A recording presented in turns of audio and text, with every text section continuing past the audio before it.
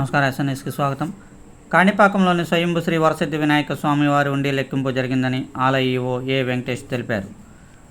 స్వామివారి ఉండి లెక్కింపు ద్వారా 20 రోజులకు గాను 1,52,94,363 రూపాయల ఆదాయం వచ్చినట్లు ఆయన తెలిపారు. బంగారం 80 గ్రాములు, వెండి 3 కిలోల 150 గ్రాములు వచ్చిందన్నారు.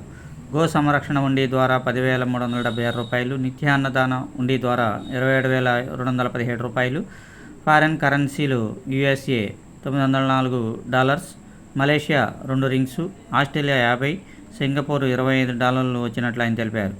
ఈ ఉండి లెక్కింపులో ఏఈఓ రవీంద్రబాబు, ఎస్వి కృష్ణారెడ్డి, విద్యాసాగర్ రెడ్డి, ధనంజయులు పాల్గొనగా పర్యవేక్షకులుగా కోదండపాణి, శ్రీధరబాబు, బాలరంగస్వామి, మల్లికార్జునులతో పాటు దేవస్థానం సిబ్బంది, సేవకులు, SBI బ్యాంక్ కాణిపాకం శాఖ వారు పాల్గొన్నారు.